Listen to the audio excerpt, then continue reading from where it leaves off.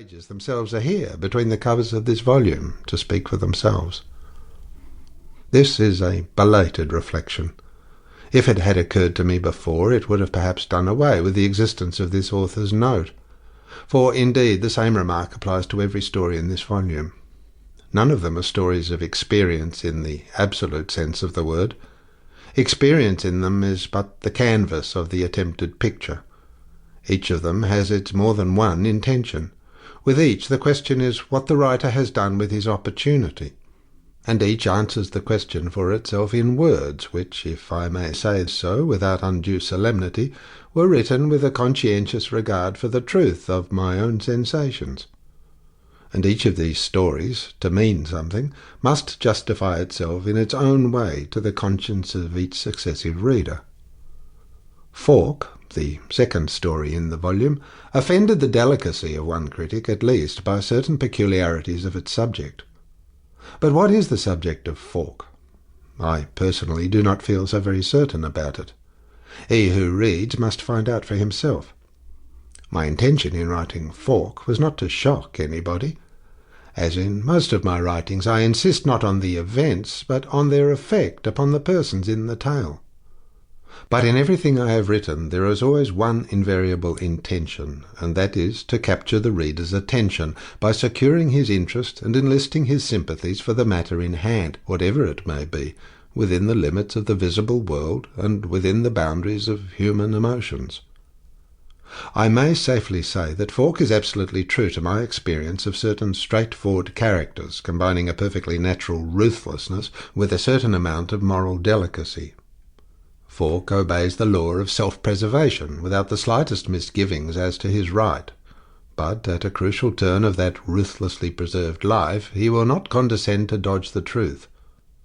As he is presented as sensitive enough to be affected permanently by a certain unusual experience, that experience had to be set by me before the reader vividly, but it is not the subject of the tale.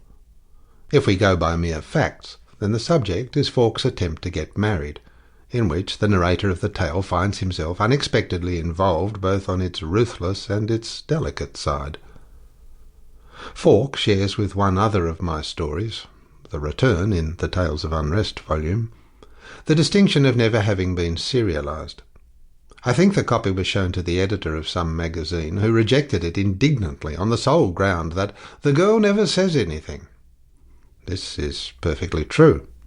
From first to last, Hermann's niece utters no word in the tale, and it is not because she is dumb, but for the simple reason that whenever she happens to come under the observation of the narrator, she has either no occasion or is too profoundly moved to speak. The editor, who obviously had read the story, might have perceived that for himself. Apparently he did not, and I refrained from pointing out the impossibility to him because, since he did not venture to say that the girl did not live, I felt no concern at his indignation. All the other stories were serialized. The Typhoon appeared in the early numbers of the Pall Mall magazine, then under the direction of the late Mr. Halkett. It was on that occasion, too, that I saw for the first time my conceptions rendered by an artist in another medium. Mr. Maurice Griefhagen knew how to combine in his illustrations the effect of his own most distinguished personal vision with an absolute fidelity to the inspiration of the writer. Amy Foster was published in the Illustrated London News with a fine drawing of Amy on her day out giving tea to the children at her home, in a hat with a big feather.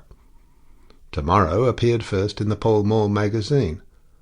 Of that story I will only say that it struck many people by its adaptability to the stage, and that I was induced to dramatize it under the title of One Day More, up to the present my only effort in that direction.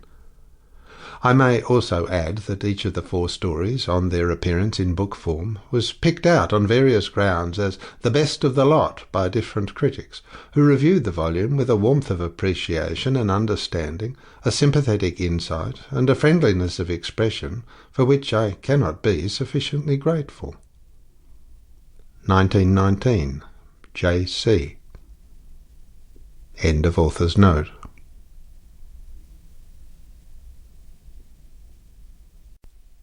Part 1 of Typhoon by Joseph Conrad. Typhoon, Part 1.